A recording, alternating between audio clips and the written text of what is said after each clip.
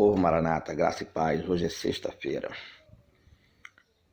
Veja bem, volto a dizer, eu, Ricardo Luiz, acredito muito ser possível sermos arrebatados na festa de trombetas, mas também acredito mais ainda ser possível sermos arrebatados dentro de um espaço de 6 meses, que vai da festa de trombeta da Páscoa.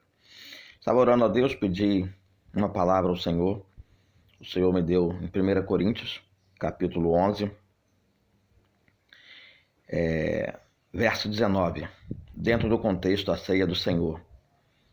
Estamos próximos da ceia do Senhor, das bodas do Cordeiro.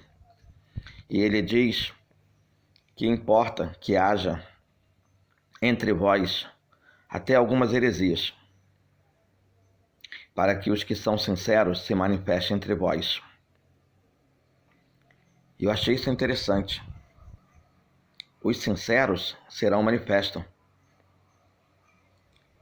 E isso nos dá uma conotação muito explicativa. Um coração sincero adora a Deus em espírito e em verdade. A sinceridade é uma qualidade que reflete bom caráter, franqueza e personalidade. Um cristão sincero é convicto no que crê e não se compraz na mentira. O amor é um sentimento sincero, pois amar trata-se de renunciar a si mesmo pelo próximo. Não há prova de amor mais sincera do que o amor de Deus, que entregou o seu Filho para que recebêssemos a salvação.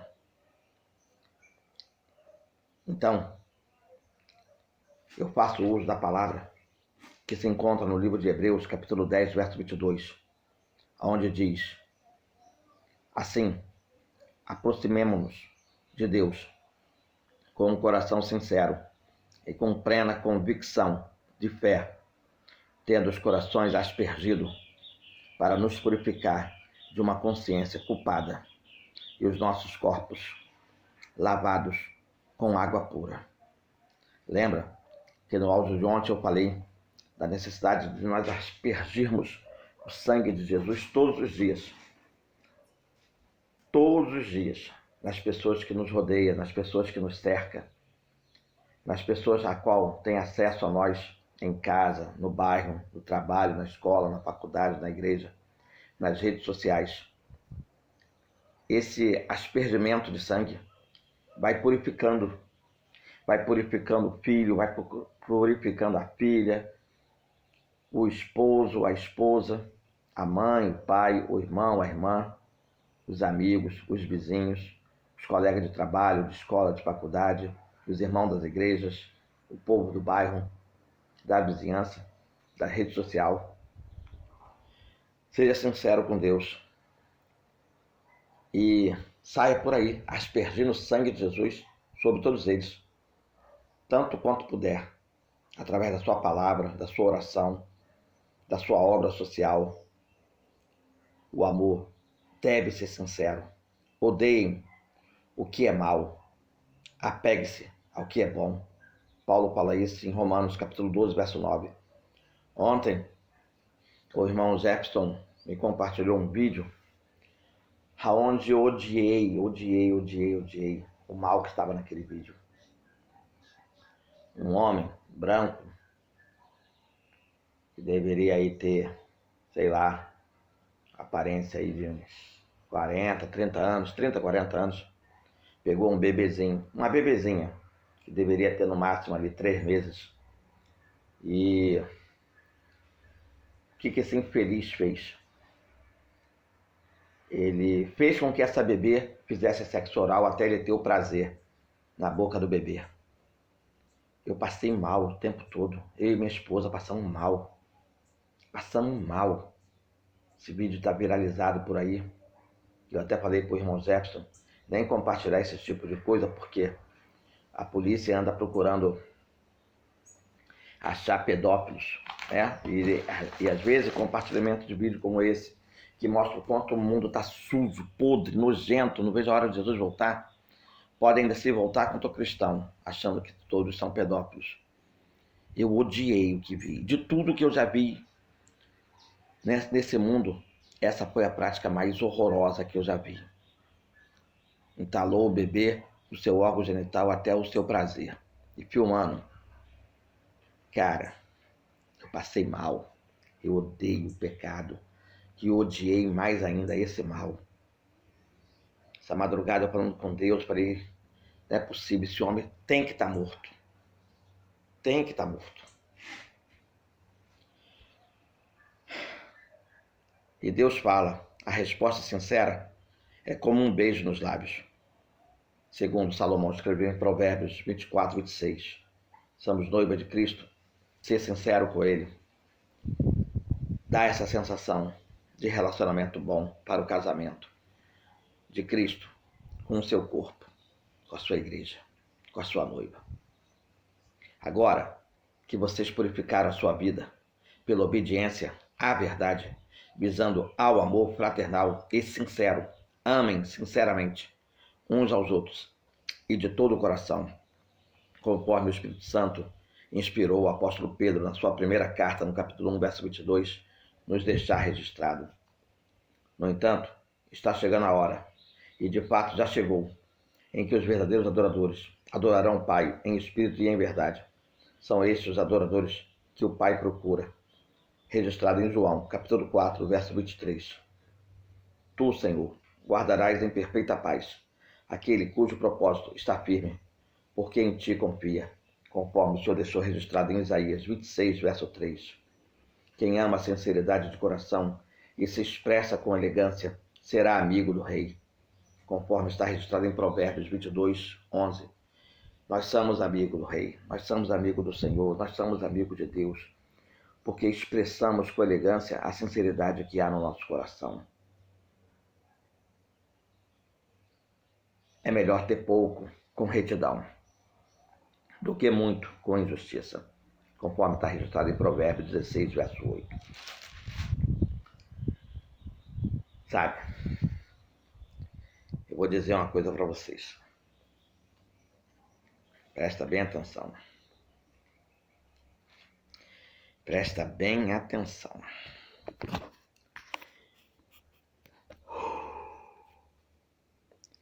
Meu coração ainda está pesaroso com a cena. Meu Jesus. Como eu odiei o mal que vi. Presta bem atenção. Naquela visão que Ezequiel teve, e que é difícil de se tentar imaginar exatamente como ela se descreve, quando ele vê um ser com 4 faces, e ali há um sentido profético, e é bastante claro para quem já conhece a palavra. A visão se refere à pessoa do Senhor Jesus. Vemos aqui os 4 animais que simbolizam as 4 formas como o Senhor Jesus é apresentado nos evangelhos. Rosto como de leão. E o rosto como de leão está relacionado ao evangelho segundo Mateus, que apresenta Jesus como rei. Foi escrito para os judeus, para o povo de Deus, para a sua igreja. Demonstra a sua autoridade de Senhor e Rei. O leão da tribo de Judá. O rosto como de boi está relacionado ao Evangelho de Marcos, que apresenta Jesus como aquele que veio para servir, o servo sofredor. Foi escrito aos Romanos, demonstra o trabalho de Deus para a salvação do homem. O rosto como de homem está relacionado ao Evangelho segundo Lucas, que apresenta Jesus como homem, escrito aos gregos, demonstra a humanidade de Jesus, porém como homem perfeito. O rosto como o de águia está relacionado ao Evangelho segundo João, que apresenta Jesus como Filho de Deus, escrito à igreja, demonstra a imensurável manifestação de amor de Deus para com o homem. no versículo 12 de Ezequiel, a gente fica maravilhado, porque em Ezequiel, capítulo 1, do verso 5 ao 12, a gente vê essas 4 faces. Mas do versículo 12 em diante, lemos que cada um desses seres andava para frente de si mesmo, andava para frente, e não se voltavam, nem se viravam quando andavam. Não olhava nem para um lado, nem para o outro, nem para trás. Já começa a compreender a dimensão profética da coisa? Você como corpo de Cristo, como corpo de Jesus Cristo? Como isso é possível? Um ser com 4 faces, uma virada para um lado, outra virada para o outro lado, enquanto caminhavam para frente. E enquanto caminhavam para frente, a outra deveria andar para trás e 2 para o lado. Mas a visão mostra que todas elas andavam para frente de si e ao mesmo tempo. É difícil compreender essa visão. Você vê uma visão olhando para frente, uma cabeça olhando para frente, outra para um lado, outra para o outro e outra para trás. Porém, quando andavam cada um para frente de si mesmo. Vocês vão entender esse mistério. O significado disso é que o Senhor Jesus se apresentou como Rei, servo, homem e Filho de Deus.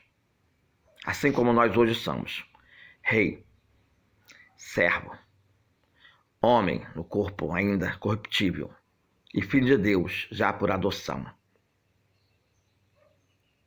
E tudo isso ao mesmo tempo.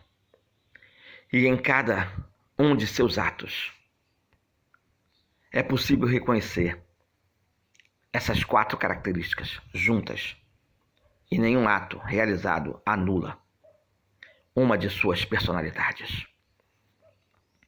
Assim, numa cura, por exemplo, Jesus estava exercendo um ato de justiça como rei, aonde seus servos. Jesus estava trabalhando como servo para o bem-estar do homem. Jesus estava demonstrando a sua humanidade quando entende a necessidade do homem e o atende, operando o que ele necessita. Jesus estava operando o milagre, o que somente Deus pode realizar. Então, se nós exercermos o ministério de oração para a cura da alma, cura do espírito, cura do corpo físico, estamos exercendo o ofício de rei para qual fomos chamados. Se nós formos servos do Senhor Jesus, trabalhando para ganhar almas, resgatar almas, libertar almas, discipular almas, ajuntar as almas no aprisco, então somos vistos como servo de Deus, amigo de Deus, noiva de Jesus Cristo.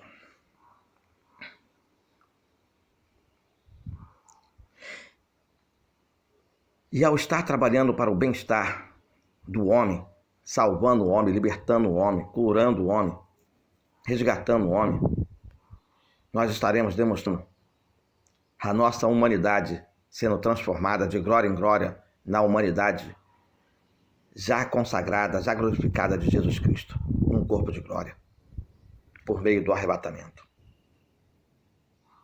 E quando nós passamos a entender a necessidade do homem, seja financeira, com fome, com sede, nu, doente, abandonado, quando nós começamos a compreender a necessidade do homem e começamos a operar o que ele necessita, então passamos a ser assemelhados a Jesus Cristo, pois estamos operando um milagre na vida dessas pessoas necessitadas, o que somente Deus pode realizar. Então, se queremos ser realmente filhos de Deus, precisamos estar atento a essas 4 características. É possível ver essas características em todos os seus feitos, em nossas vidas. O homem que olhar para nós e enxergar essas 4 características de rei, no reino do seu amor, no reino dos reis Jesus, de servo, servindo a Deus e aos homens, com os nossos dons, com aquilo que Deus nos capacitou. Quando nós passamos a entender a necessidade do ser humano, a fim de salvá-los, resgatá-los, libertá-los, discipulá-los, alimentá-los, nutri-los, vesti-los. Quando nós conseguimos fazer tudo isso, então somos assemelhados literalmente a Jesus Cristo. Passamos a ter a mente de Cristo, ser considerado literalmente, por tudo e por todos, filho de Deus. Que vocês possam compreender o porquê que Deus, na oração, me deu. 1 Coríntios 11, verso 19. Importa que haja no meio de nós, cristãos, 1 milhão de cristãos, alguns hereges, para que os que são sinceros de coração se manifeste entre vós, entre os cristãos, e sejamos arrebatados como filho de Deus. Como filho de Deus. Quem vos fala? Ricardo Luiz. Povo Maranata, conforme vocês viram no vídeo acima, orei e pedi a palavra ao Senhor para instrução de vocês à tarde, e Deus me deu Oséias 7. Eu li, vocês viram aí, conforme eu li, e agora vou explicar. Todos vocês devem se recordar que eu já expliquei antes que em Oséias 7, o profeta Oséias evidencia o comportamento de Efraim, que vive longe do Senhor Deus. O mal de Efraim é não buscar o Senhor. Eles não gostavam de gastar seu tempo orando quando acordava, orando pela tarde, semelhante a Daniel, orando pela noite, conforme já havia sido explicado nas Escrituras, madrugando com Deus, conforme Jó, jejuando, conforme Davi. Não gostava de orientar o povo de Deus com aquilo que porventura pudesse vir a conhecer pela leitura das Escrituras, como fez Esdras. Eles não viam como deveria ser visto a construção de um templo de Deus em suas vidas, como fez Neemias. Embora escolhida, é uma nação rebelde, que não quer se voltar para Deus, nem se submeter às leis de Deus. Amava a ideia de, enquanto estivesse nessa terra, buscasse ter vinhas, videiras, fazendas, gados. Queriam ser que nem Saul, com um rebanho de carneiros, de ovelhas, de cordeiros, com rebanho de gado bovino, gado suíno, jumentas. Tinha o desejo de ter uma fazenda cheia de vinhateiro, como Nabote tinha aquela vinha. Queriam pomares, plantações, terras, casas, muitas casas para arrendá-las, alugá-las. A visão do povo de Deus da parte de Efraim era materialista. Estavam sempre procurando um meio de se ajustar financeiramente, de se ajustar confortavelmente, de se ajustar até mesmo com casamentos promissores. Muitos, às vezes, relaxavam, ia para as adegas, para as tabernas, para os prostíbulos. Eles olhavam para o seu umbigo. Segundo a reclamação que Deus fez por meio de Oséias, eles não se importavam com a causa dos pobres, dos que tinham fome, dos que tinham sede, dos que estavam nus, das idosas, das viúvas, dos órfãos, do pobre, do necessitado, daquele que não tinha bens, que não tinha posse, dos escravos. Eles pouco se importavam com a necessidade de cada um desses que ora vos falei. Só pensava na sua zona de conforto, na sua zona de deleite, na sua prosperidade. Então, precisamos aqui nessa leitura ter o cuidado de não cometermos este erro. Essa palavra vem como registro na Bíblia para que nós venhamos compreender a ira de Deus sobre os que assim o fazem. A nossa alma deve estar rendida a Deus, ao seu propósito e à sua palavra. É impressionante que Deus tem se preocupado nesses últimos dias de ajuntar um povo com entendimento, com conhecimento acerca do seu caráter, do seu mandamento, dos seus desígnios, das suas ordenanças, dos seus propósitos. Ele quer ver um povo semelhante a Cristo, que se compadeça do pobre e do oprimido, que não se importe com as riquezas dessa terra, ainda que elas as venham. Que seu foco principal não seja o material, e sim o celestial. Que o teu maior ganho não seja lucro terreno, mas lucro de almas. Que a tua maior conquista não seja terrena, mas sim de almas. Que o teu objetivo principal não seja terreno, e sim celestial. Forte essa palavra que Deus deu, e eu nem vou estender. Para quem sabe ler, um pingo é letra. Ricardo Luiz.